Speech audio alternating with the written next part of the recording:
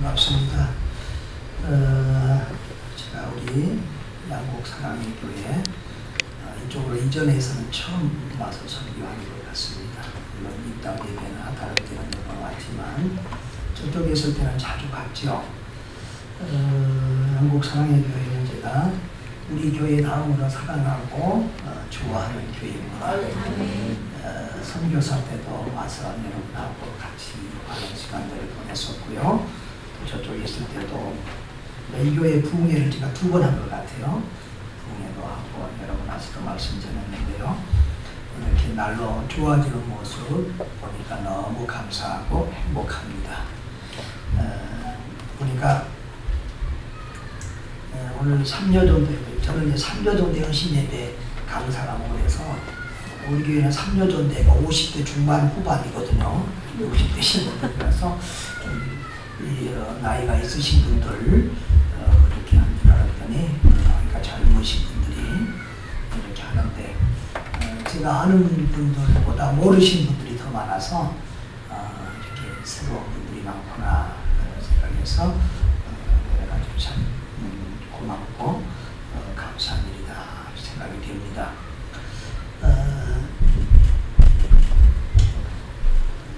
저를 처음 보신 분들 한번 손 들어주세요. 손수로 목사님도 손 드시고 감사합니다. 고맙습니다. 저는 우리 손수로 목사님하고 인연이 제가 인천에서 교회를 개척해서 하는데 손 목사님이 제 부교육자고요. 그리고 좀 제일 첫사랑이 제일 남는다고 그러잖아요. 제일 기억에 남고 내가 살아가는 또 우리 목사님이고요.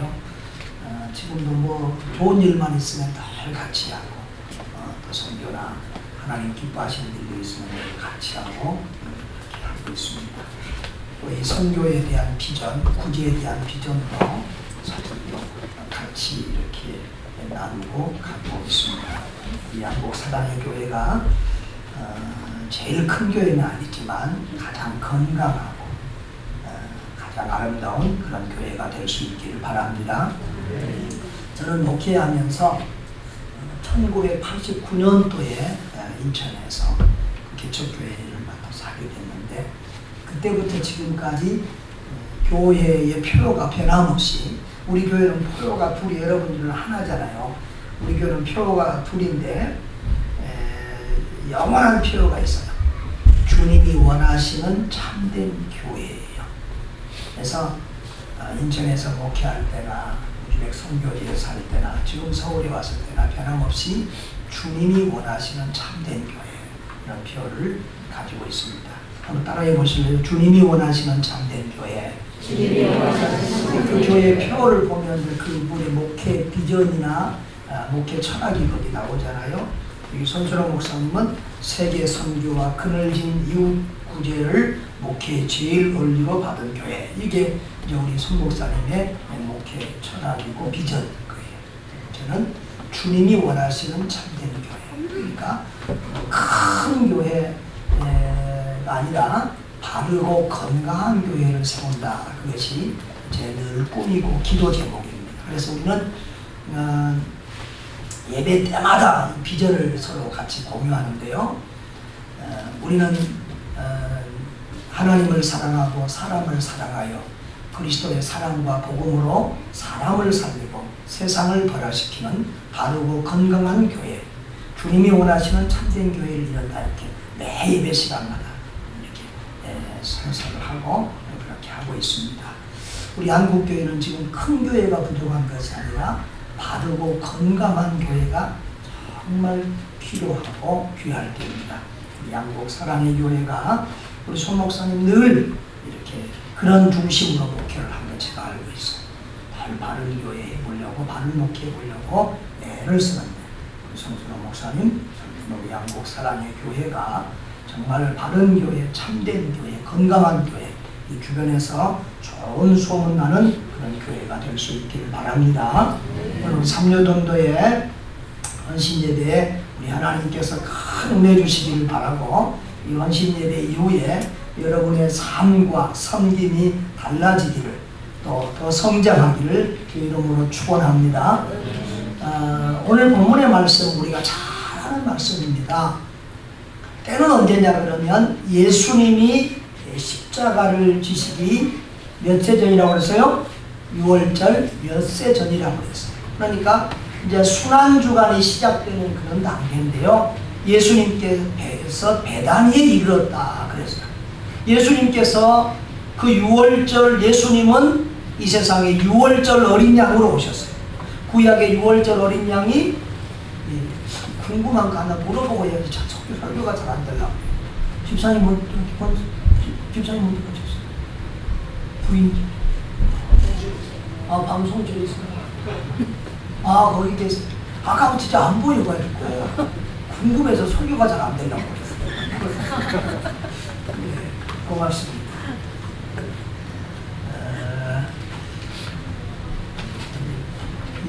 어머니 여기 누가 딱 보일 거다 생각이 드는데 안 보이면 궁금하잖아요. 네. 그 위에서 내려다보고 있으니까 좀 그러니까 뒤에 이렇게 머리도 좀 비고 그랬는데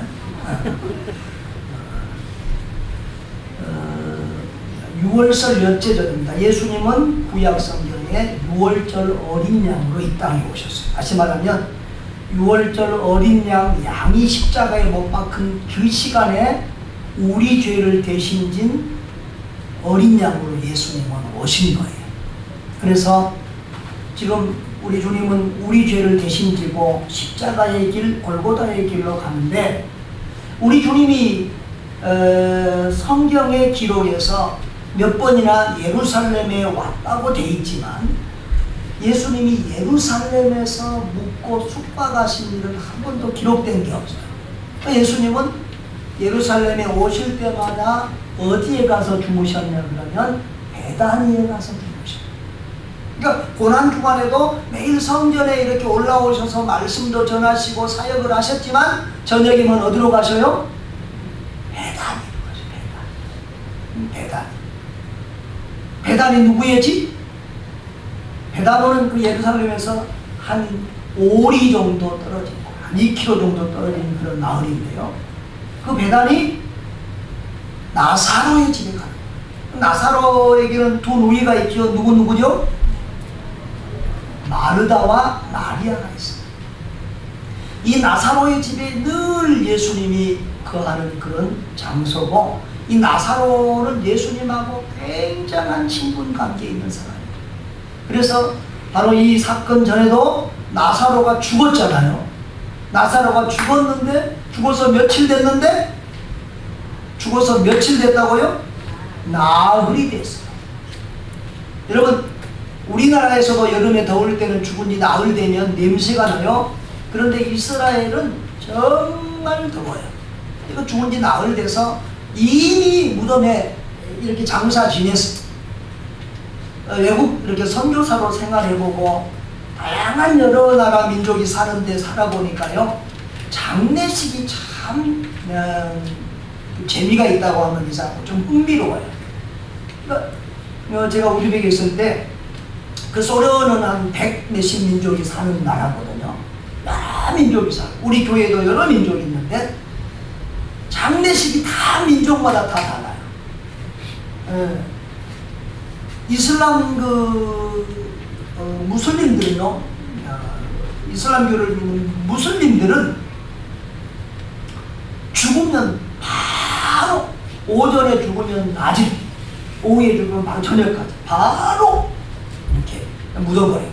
어떨 때는 아마 어떤 사람은 기절했다가 못 나올 거, 그렇게 막 바로 갖다가 묻어버려요.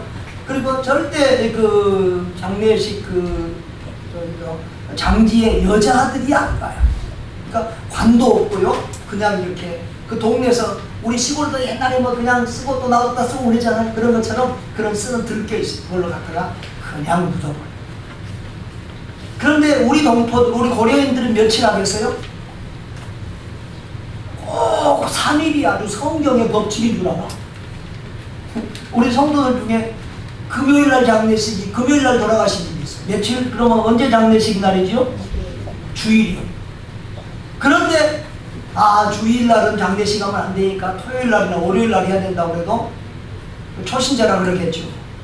기어코 주일날 해가지고 내가 주일날 장례 집례도 못 해준 적이 있어요. 하여튼 오히려요, 그런 우리 민족의 법은 우리보다 그쪽 사람들이 더 잘 지켜요. 옛날 그 보시면서 하여튼 거기서는 할머니 할아버지들이 그 뭐죠? 빨갛게 해서 자기 죽으면 저 덮는 거 그거 뭐라고 그래? 그런 거 다 써놓고 그래요. 뭐 이렇게 다 자기 뭐 준비해놓고 하여튼 그러고 러시아인들은 또 장례식을 하면 관에다 이렇게 죽으면은 오자마자 이런데 이제 썩지 않게 이렇게 방부제 처리하고요. 그리고 예쁘게 화장을 합니다. 그리고 장례식을 거기도 이제 며칠 한 3일 보통 하는데 며칠 동안 하는 동안에 그 관을 계속 열어놔요. 온 사람마다 보는 거예요. 그리고 거기다 뽀뽀하고 입 맞추고 그렇게. 그리고 땅속에 묻기 전에도 한 번씩 또 열어서 또 입 맞추고 마지막 인사하고. 하여튼 그 장례식 문화마다 참 특이한데요. 유대인들도 바로 죽으면 갔다가 묻는 문화예요. 덮고 그러니까 그러겠지.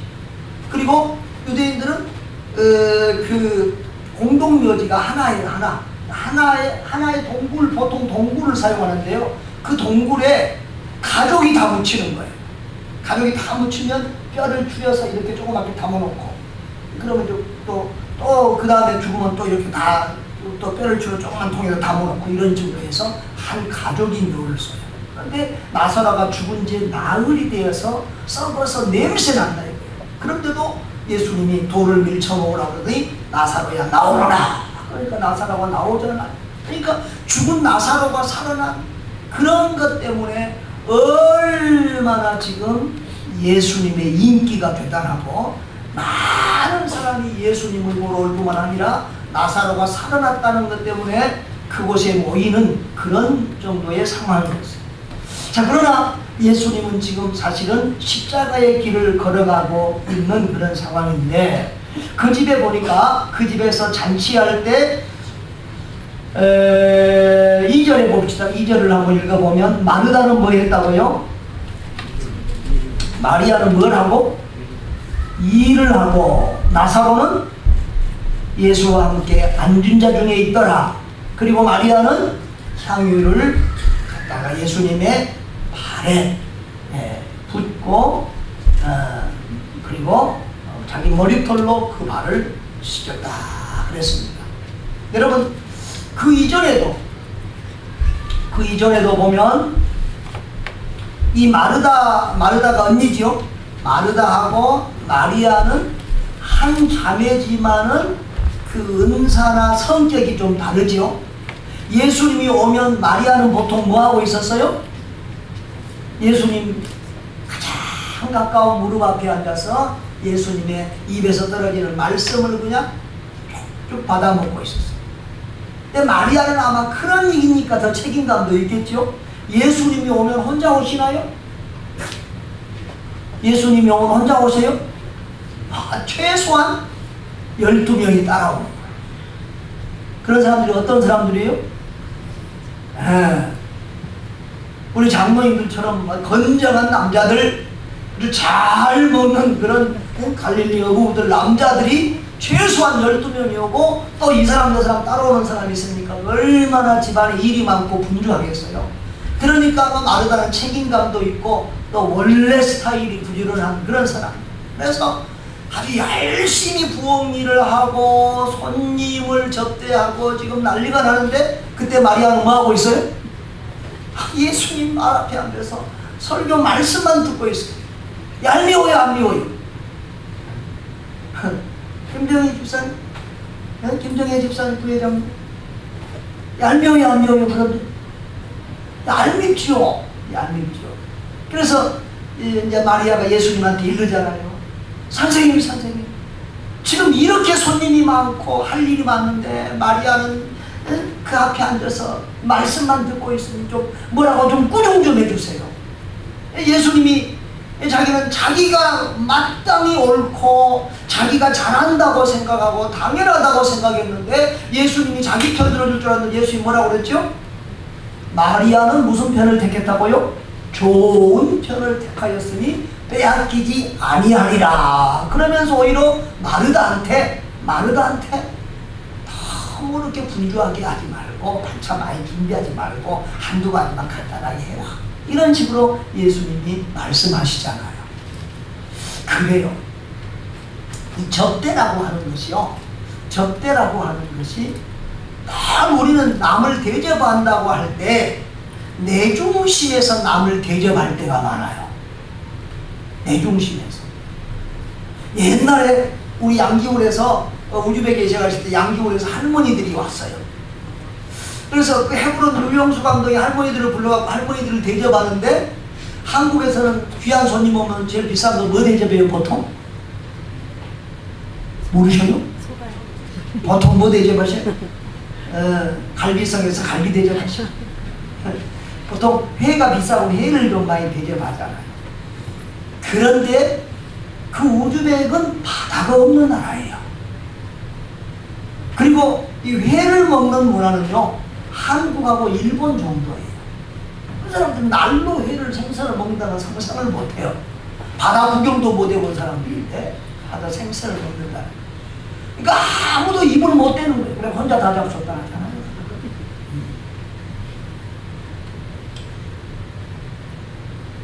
몇 년 제가 중국에 이렇게 강의를 가는데, 그 북경에 가면은 조선족 여자분이 목사님인데 신학교를 운영하세요. 가끔 이제 저희 교회를 오는데, 우리 아주 선교에 열심인 권사님이 그분에게 왔다고 참치를 대접하겠다는 거예요. 참치. 여러분 참치 비싼 거 아시죠? 야, 그래서 내가 그 돈도 아깝지만 분명히 저분 참치만 모르는데 그 비싼 건지도 모르고 힘들어할 텐데, 저런 아는데 그 권사님은 또 고집이 세요.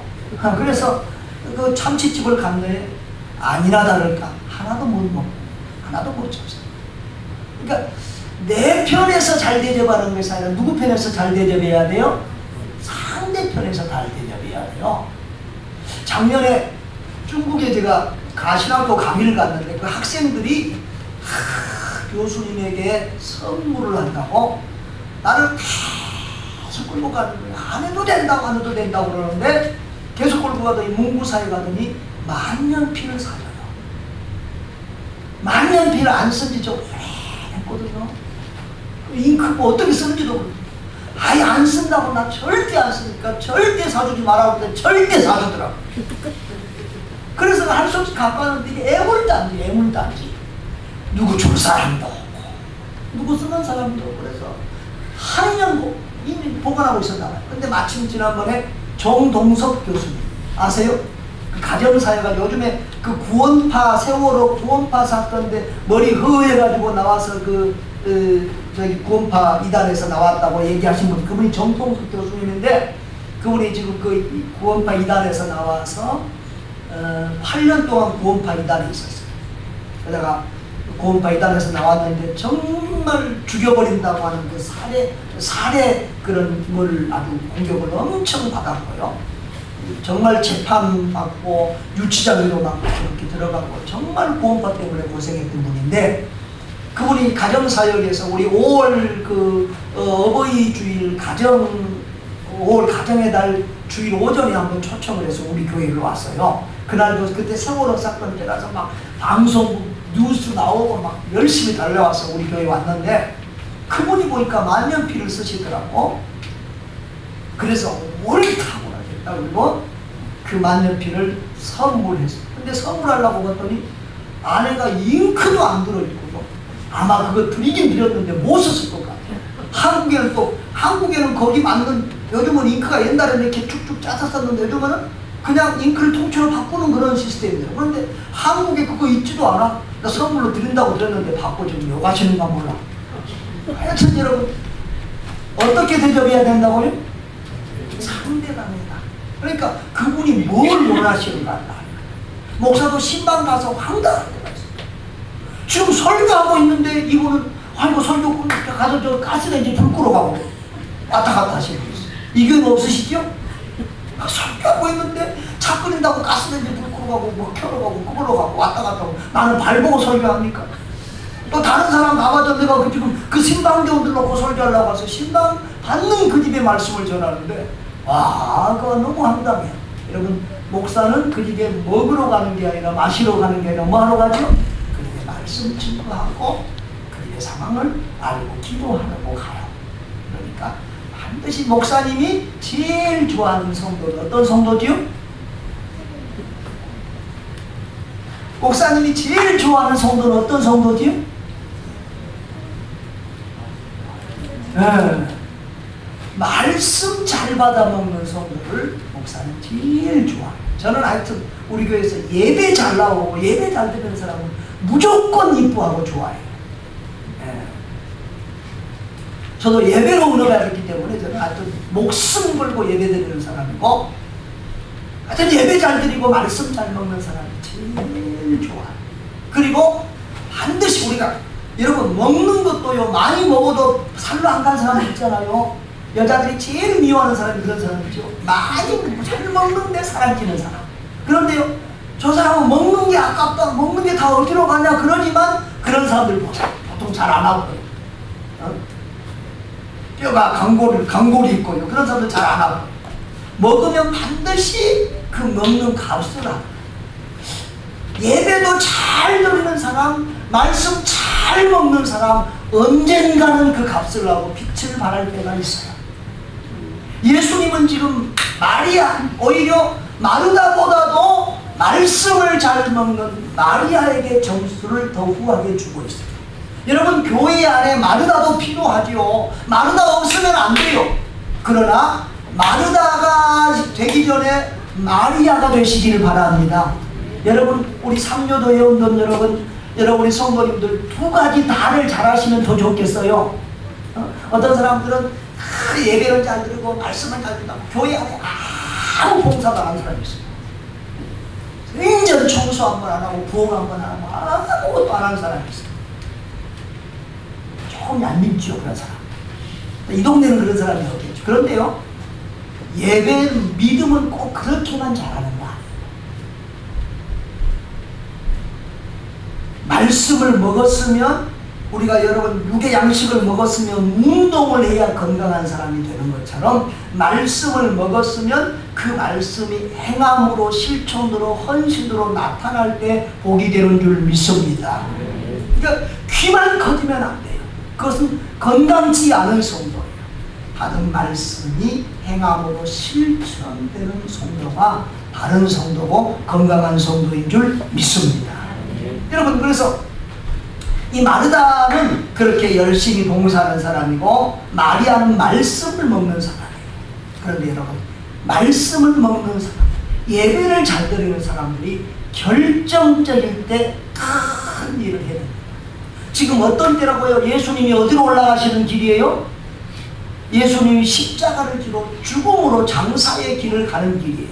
그런데 여러분, 예수님의 제자들, 예수님을 날마다 따라다니고 예수님과 함께 살던 그 제자들은 예수님의 십자가를 지금 온전히 이해하고 따르고 있어요?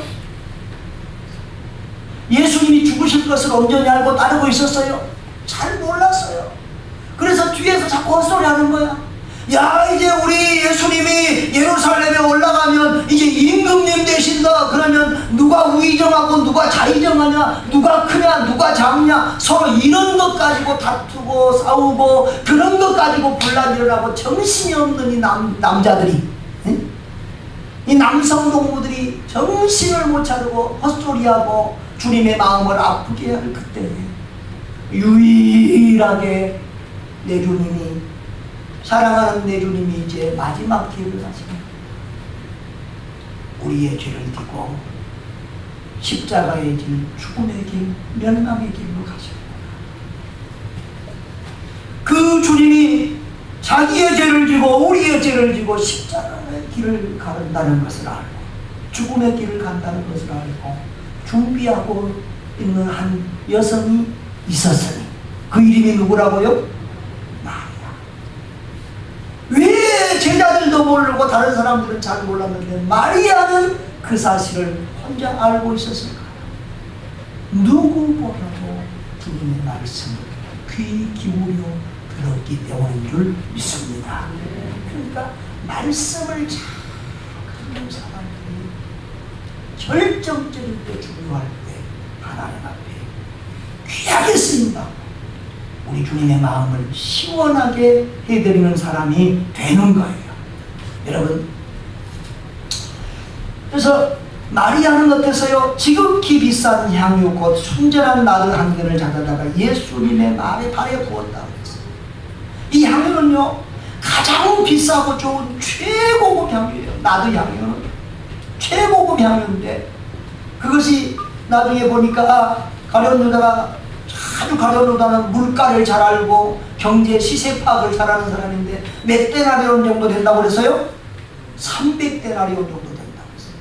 한 데나리온이 뭐라고 그랬죠? 무슨 얼마 정도의 값이 있다고요? 남자 한 사람의 일당 정도가 되는 거예요. 그러면 오늘날로 말하면 10만원이라고만 쳐도, 10만원으로만 쳐도 300데나리온이니까 얼마예요? 요즘 계산으로 하면? 네? 3천만원. 이야, 그러니까 이거 다른 성경 본문에 보면 지금 가룟 유다만 동기 아니라 다른 제자들도 다 꼭지가 동기.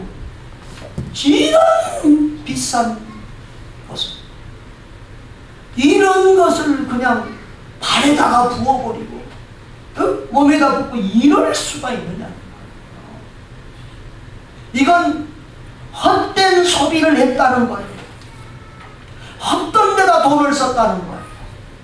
헛된 데다 투자했다는 거예요. 가룟 유다는 이 향유를 어찌하여 300데나리온을 팔아 가난한 자들에게 주지 않았느냐 이렇게 말해요. 그런데 실상 그가 가난한 사람들을 생각하는 인권주의자 같고 정말 사랑이 많은 사람 같지만 실상은 뭐가 아니라고 그랬어요? 가난한 자들을 생각한 것이 아니라 자기가 뭐 좀 먹으려고 그랬다는 거죠. 응? 예수님, 여러분 보세요. 세상에 3천만 원을 어디다 부어버렸어요? 예수님의 발에다 부어버렸어요. 여러분, 발은 그 사람의 제일 부끄럽고 수치스러운 부분이잖아요. 특별히 이스라엘 나라에서 발을 만지는 사람은 보통 종이에요, 종.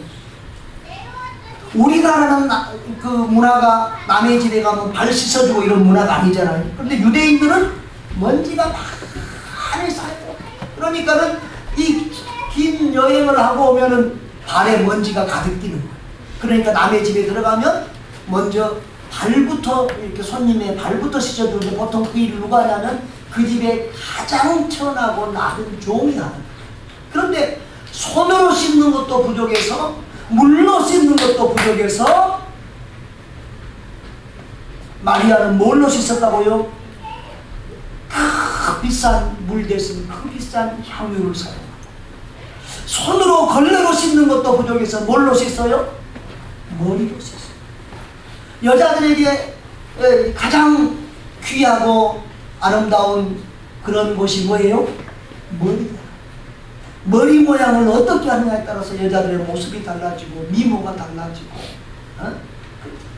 그래서 아무리 돈 없어도 미장원 좋은데 다니시고 머리에다 돈 좀 쓰시지요? 대답들을 안 하시고 머리에 돈 좀 쓰시지요? 머리가 그만큼 여자들에게는 정말 보배로 같이 귀하고 그렇게 중요하다. 그런데 마리아는 그 머리로 예수님의 발을 씻고 있어요. 그러니까 자기가 할 수 있는 모든 사랑과 모든 정성과 모든 믿음을 다 동원하여 예수님을 최상으로 지금 대접하고 있는 거예요. 그리고 이제 장례식을 당할 예수님의 몸을 향기롭게 이렇게 준비하고 있습니다. 그때 다른 사람들은 그것에 대해서 막 마리아를 책망했어요. 격려해주고 칭찬해준 게 아니라 헛된 데 썼다는 거죠. 여러분, 교회 안에도 보면은요, 그 사람의 돈 쓰는 것을 보면 그 사람의 믿음이 보여요. 어떤 사람들은 식당에 가서 밥 먹을 때 막 수표 팍팍 내고 카드 막 끊고 전혀 아끼지 않는데, 교회에다가 헌금할 때는 10,000원 할 때는 뭐 벌벌벌 막 갑자기 풍기가 오고 막 그래요. 또 어떤 분들은 가난한 사람, 어려운 사람 도와주는 데는 아까워하지 않은데 교회에다가 헌금하는 것은 아까워하고 허비한 것 같다는 생각을 하는 사람들도 있어요. 그게 다 그 사람들의 가치관의 차이고 믿음의 차이. 믿음이 있는 사람은 내가 가진 물질을 어디다 사용하는 것을 가장 가치 있게 여기고 귀하게 여겨요? 예? 주님께 드립니다. 그러니까 축복이 그렇더라고요. 내가 신학교 다닐 때 논문 쓰면서 축복론에 대해서 연구한 적이 있는데요. 자, 육적인 축복보다는 영적인 축복이 크죠. 그렇죠? 육적인 축복이 아무리 많이 있어. 여러분, 삼성그룹 이건희 회장님이 더 복을 받은 사람입니까? 우리 김정혜 집사님이 더 복을 받은 사람입니까? 헷갈리세요?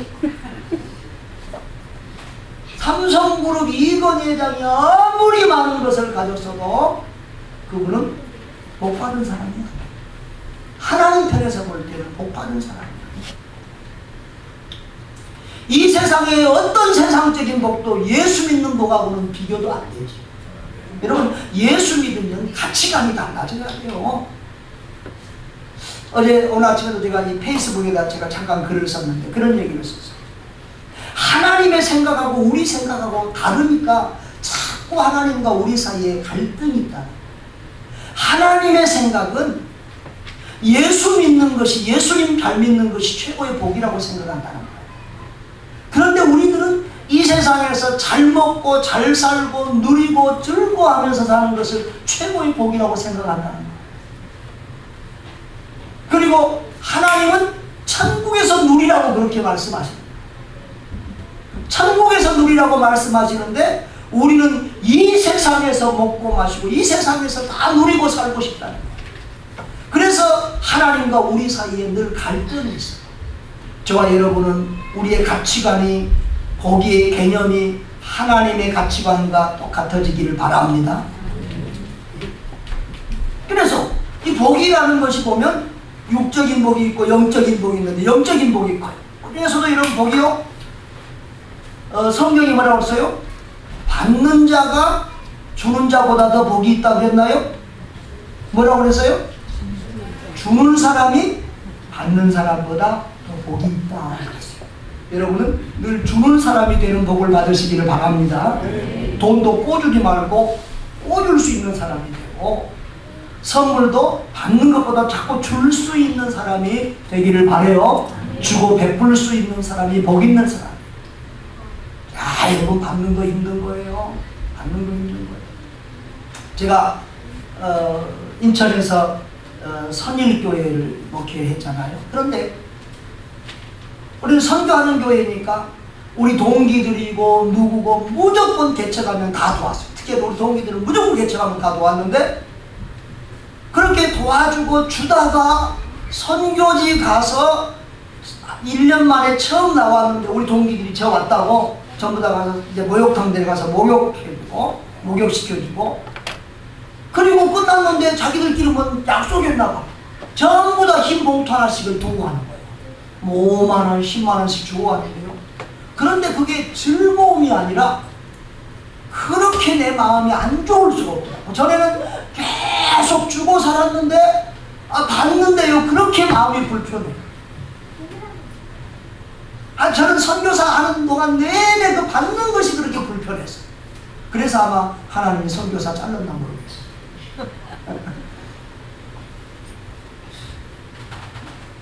그래서 주는 자가 될 수 있기를 바라요. 주는 교회가 될 수 있기를 바라요.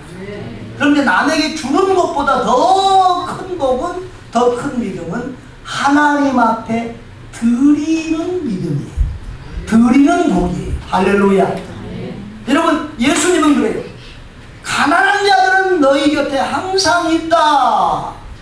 여러분, 이 지금 예수님의 제자들과 가룟 유다는 가치관이 뭐예요? 예수님 앞에 쓰는 것보다도 주의 일을 위해서 쓰는 것보다도 가난한 사람, 눈에 보이는 사람, 가난한 사람, 어려운 사람 도와주는 것이 더 재물을 잘 쓰고 더 좋은 일 같다고 생각을 하는 거예요. 그러나 예수님은 이 여자가 지금 나에게 잘했다는 거예요. 이 기록이요, 마태복음, 마가복음, 요한복음에 다 기록이 되어 있는데요, 예수님이 이 여자가 나에게 좋은 일을 하였느니라 라고 칭찬하고 있어요. 자, 성경 한번 볼까요?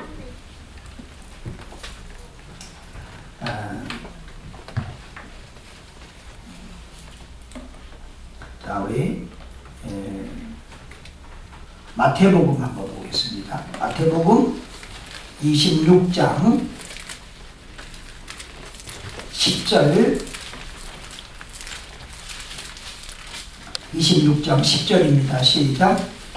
그래서 하시고 그들에게 이르시되 너희가 어찌하여 이 여자를 괴롭게 하느냐? 그가 내게 좋은 일을 하였느니라.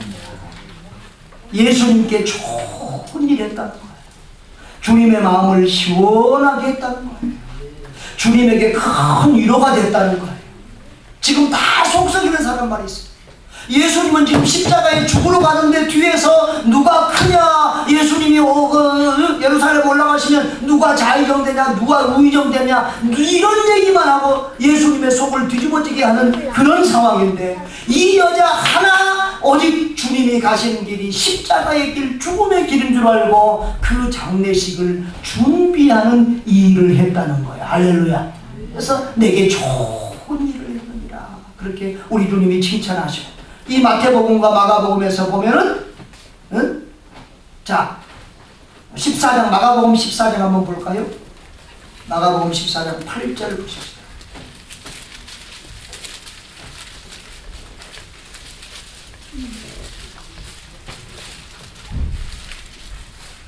마가복음 14장 8절 다 같이 시작. 예.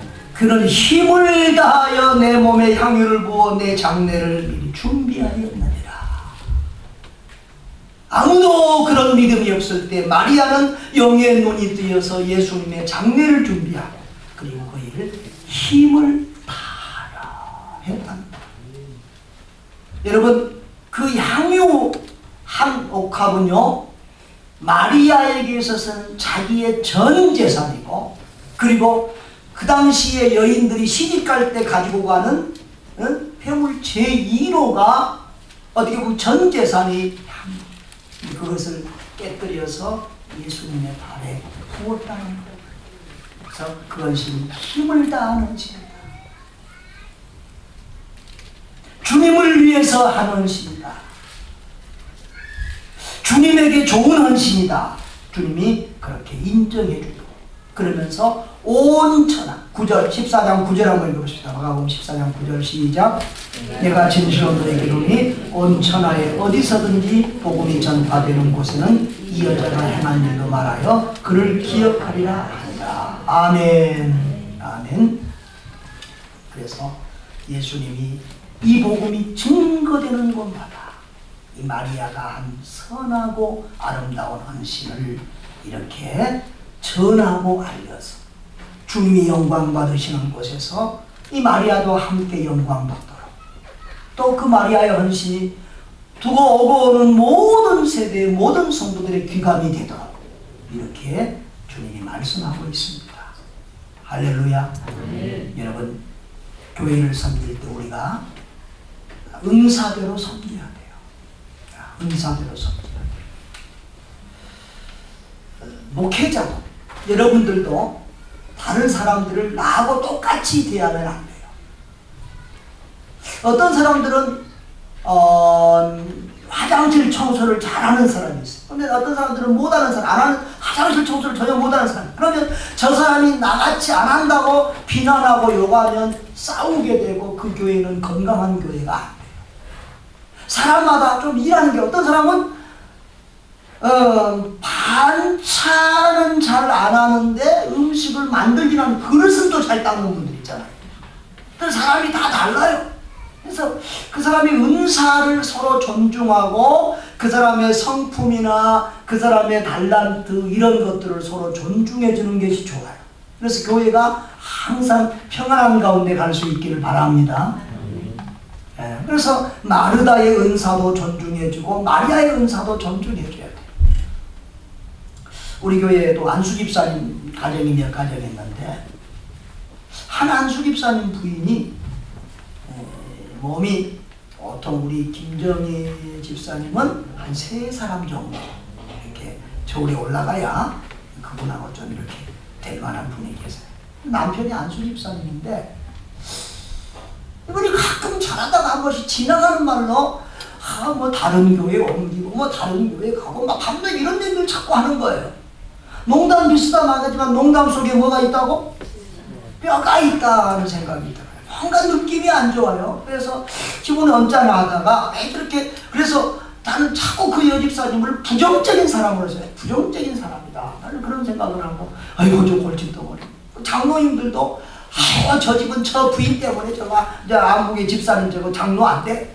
그러면서 또 그러는데 아주 이 경제적으로 어렵다 보니까 헌금도 잘 안 하고 11조도 잘 안 드릴 때가 있고 그래요. 그래서 제가 마음에 덜 걸리는 거예요. 근데 그 동생 부인인 동생 부부가 있는데 그 동생 부부는 또 아주 열심히 헌신적으로 해요. 그러니까 장로님이 또 놓을 줄 야 누구 그렇게 하다가 너 동생이 먼저 장로 된다? 그러고 그러니까 얼마나 스트레스를 받겠어요. 근데 가만히 어느 날 그 가정을 위해서 기도하는데 왜 그럴까? 왜 자꾸 잘하는 것 같은데 왜 자꾸 교회를 옮기고 이런 얘기를 할까? 가만히 생각해 보니까 답이 나왔어요. 아 이분들이 교회 안에서 중직자인데 헌금을 잘 못하니까 다 눌리고 이렇게 무슨 그런 그 몸으로 봉사하는 거나 이런 건 잘해요. 그런데 헌금이나 이런 부분에서 학교에 이제 근무하는데 월급이 뭐 작아요. 그리고 뭐 엄청 많이 먹으니까 뭐 먹거리 값을 뭐 잘 감당이 잘 안 돼. 그런데 가만히 그 생각을 하니까 아 이분들이 왜 그럴까 하는 게 이해가 됐어요. 그래서 내가 그 부부를 불렀어요. 집사님, 집사님이 지금 경제적으로 어려우니까 헌금을 많이 못하니까 다 놀리지요. 놀리죠. 아무리 어려워도 11조는 꼭 드리고요. 11조는 꼭 드리고 그리고 물질적인 것은 믿음이 없어서도 못하는 거지만 믿음이 있어도 형편이 안 되면 못하니까 11조는 아무리 어려워도 정확하게 하시고 그리고 믿음대로 형편대로 최선을 다하세요. 괜찮아요. 그것 가지고 전혀 부담 가지지 말고 목사 볼 때 물리지 말고 그냥 자유롭게 하세요. 그리고 집사님 가정이 너무 잘한 분 있잖아요. 봉사 열심히 하시고 그 집의 주특기는 수요일이고 금요일이고 모든 예배에 아이들을 데리고 와요. 그래서 그 아이들이 고등학생이고 딸이 초등학교 6학년인데 아주 우리 교회에서 제일 모범이에요. 여러분 얘들을요 모든 예배에 다 데리고 오면요 그 애들 여기도 지금 애들이 없는데 저는 교회 다른 교회에 가서요 부러운 교회가 뭐 성도들 많이 나온 교회가 아니고 자녀들이 함께 나와서 예배하는 교회가 제일 부럽더라고요. 그 부부는 주일이고 오고 수요일이고 금요일이고 모든 예배에 아이들을 데리고 나와요. 그러니까 애들이 반듯하게 건강하게 착하고 공부도 잘하고 아주 온 교회에서 칭찬받는 아이들도 잘하는 거예요. 그래서 내가 그랬어요. 집사님은 집사님 시대의 빛을 못 봐도 다음 세대의 빛을 보니까 그러니까 다윗은 집사님은 다윗은 좀 어려울 것 같아. 그러나 이세는 될 것 같아. 응? 그 자손 다윗이 유명해지니까 저 시골에 목동이었던 이세가 유명해졌잖아요. 그런 것처럼 집사님은 그냥 그 못해도 애들 믿음으로 잘 갖추는 그것이 최고의 복이고 앞으로 집사님 가정이 미래가 있고 소망이 있어요. 지금처럼 계속 예배드리고 예배 잘 나오시고 그렇게 하시라. 그랬더니 그 다음부터는 얼마나 신나게 자라는지 왕팬이 됐어요. 너무너무 잘하는 거예요. 양복도 지금 사실 어려운데도 막 어려우면 돈도 잘 벌린대. 그래가지고 양복도 사주고 그분이 뭐 내 양복 사주고 먹는 데는 돈 안 아껴도 목사 양복 사주는 사람 많거든. 그런데 얼마나 신나서 열심히 교회 봉사를 잘하십니까? 여러분, 자기 은사, 자기 잘하는 거 그거 하는 게 그게 행복이에요. 못하는 것 가지고 자꾸 스트레스 받지 말고 잘하는 거 열심히 하세요. 그리고 다른 사람들도 서로 그런 것들을 이해해주고 용납해 주시라고요. 할렐루야. 그렇게 섬기시기 바라요. 그리고 그러나 가장 중요한 거, 우리 모두가 다 기본적으로 뭘 잘 드리죠? 하나님 말씀 잘 먹자. 예배 잘 드리자는 거. 그러니까 지금 믿음이 좋은 것 같아도, 자, 안국의 집사는 지금 믿음이 좋은 것 같아. 봉사도 잘해, 헌금도 잘해. 그런데 예배를 가벼이 여겨. 설교 시간에 말씀을 잘 안 들어. 그러면 그 봉사 열심히 하는 사람은 나중에 꼭 목회의 교회에 문제가 돼요. 내가 했는데 안 알아준다 그러고 일한 만큼 불평하고 문제를 만드는 사람이 돼요. 그런데 예배를 먼저 말씀을 중요시하는 사람은 그 사람은 갈수록 지금은 부족한 것 같아도 갈수록 더 좋은 일꾼이 되고 좋은 열매를 맺는 좋은 하나님의 사람이 되는 줄 믿습니다. 여러분, 반드시 마리아처럼 예배를 먼저 하고 말씀을 먼저 귀하게 여기면서 봉사하는 여러분 되시기를 바라요. 그리고 여러분, 마리아는 믿음이 있어. 믿음이 있어서 언제 자기의 옥합을 깨뜨릴 줄을 알았어요. 지금 예수님에게 가장 귀한 예수님이 가는 마지막 죽음의 길에 자기의 옥합을 깨뜨릴 거예요. 여러분, 우리 일생에서 옥합을 깨뜨릴 일이 얼마나 있겠습니까? 근데 일생에 한두 번은 꼭 옥합을 깨뜨릴 때가 온다 그 말이지. 마르다는 그때를 알고 자기 옥합을 깨뜨렸어요. 여러분, 우리가 평생에 이렇게 뭐 계속 큰 헌신을 하고 큰 뭐를 못해요. 그러나 일생에 한 번쯤은 일생에 한 번쯤은 옥합을 깨뜨리는 그런 헌신을 해서 우리 주님이 자랑하고 싶은 사람, 우리 주님이 알리고 싶은, 우리 주님이 간증하고 싶은 그런 성도가 돼야 되지 않겠습니까? 목사도 이렇게 설교하고 다니고 다른 교회 다닐 때 우리 교회 옥합을 깨뜨리는 사람들, 그런 사람들에 대해서 나도 모르게 간증하고 자랑하게 되잖아요. 제가 몇 년 전에, 한 3년 전에 우리 여전도의 헌신 예배 때 제가 이 설교를 했어요. 일생에 한 번쯤은 옥합을 깨뜨릴 줄 아는 믿음의 여인들이 되라. 이 여전도의 헌신 예배 했는데 이 여전도의 헌신한 사람들은 옥합 깨뜨린 사람이 없고 그 3여전도의 회원이 다른 여전도의 회원이 집에 가더니 설교 끝나고 집에 가더니 집에 가자마자 전화가 왔어요. 목사님, 제가 헌신하겠습니다. 우리 교회에서 파송한 선교사가 있는데 그 선교사 한 가정을 우리 집에서 책임지겠습니다. 선교사 한 가정, 거기에 그때 당시 60만 원을 지금 이제 우리 교회에서 보내주고 있었는데 그거 우리 교회에서, 우리 집에서 매달 하겠다. 그런데 그 집이 그렇게 넉넉한 집이 아니에요. 남편이 이 IBM 컴퓨터에서 월급쟁이였거든. 그리고 이제 은퇴할 때도 다 돼가지고 이제 언제 은퇴할 때, 그런 데는 이제 컴퓨터에서 하니까 빨리 잘리잖아. 언제 은퇴할지 모르는 그런 상황인데 그걸 감당하겠다. 내가 걱정이 되죠. 근데 하겠다. 근데 그분은 큰 마음이 선교사님들과 그 선교를 위해서 정말 헌신적이었어요. 그래서 한다고 해서 뭐 우리 한다는 사람은 또 말리면 안 되잖아요. 그건 내가 믿음 없는 거잖아요. 옥합을 깨뜨리겠다는데 깨뜨리지 마! 아이고, 그럴 수도 없잖아요. 그래서 하시라고 그랬어요. 근데 얼마 하지 않았어요.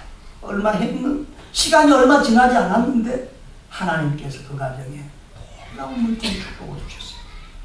을지로 상가에 가면 골뱅이집 골목이 있어요. 골뱅이집, 을지로 상가 전철역 바로 옆에 있는데 골뱅이집이 있는데 이 수십 년 전통 있는 골뱅이집이 이 권사님 집에 넘어온 거예요. 그럼 여러분, 우리 여집사님 한 분이 남대문에 커피숍을 차렸는데도 2억이 넘게 들었거든요. 권리금이 뭐 1억, 2억씩 들어가요. 그런데 을지로 상가 전철역 바로 한 20, 30m 자리에 수십 년 전통을 가진 골뱅이집을 1원 한 푼도 안 주고 그것을 인수 맡은 거예요.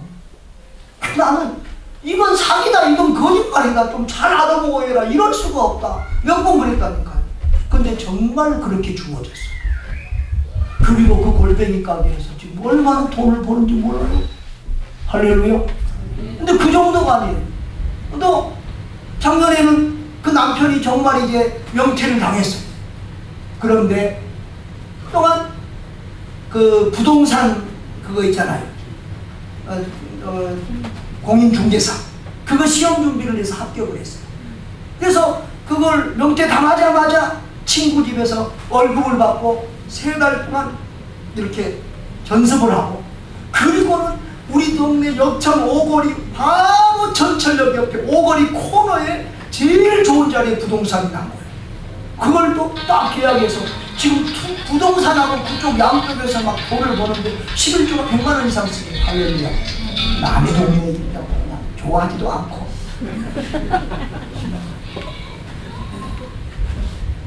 그래서 얼마나 기쁨으로 하나님의 교회를 섬기는지 몰라요.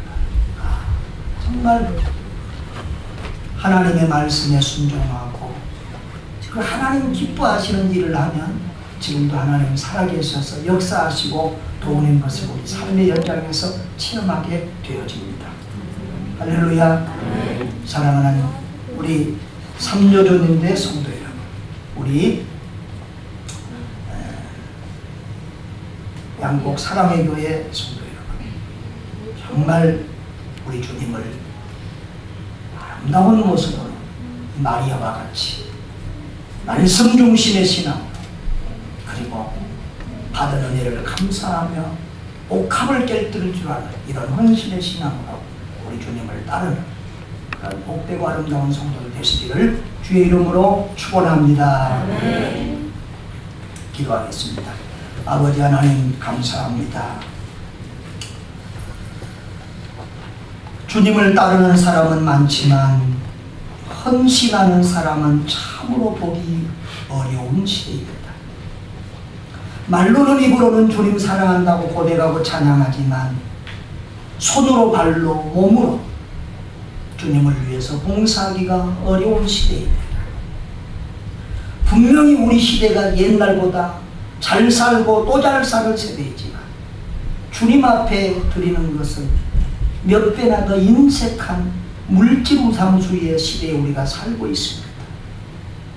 옥합을 깨뜨리는 일은 성경 속에만 있는 것처럼 아득한 일들이 되어져가는 이러한 시대에 아버지 하나님, 우리 모두에게 마리아의 신앙과 마리아의 헌신을 허락하여 주시옵소서. 우리 상여전도회와 모든 여전대원들에게 또 양곡 사랑의 교회 모든 성도들에게 예수님을 깊이 만나는 은혜를 주시고 예수님 안에서 사랑하며 헌신하며 아름답고 건강한 교회를 세워가도록 복을 허락하여 주시옵소서. 말씀을 삶으로 실천하여 하나님의 살아계심을 체험하는 귀한 성도들이 더 많아지게 하여 주시옵소서. 예수님 이름으로 기도하옵나이다.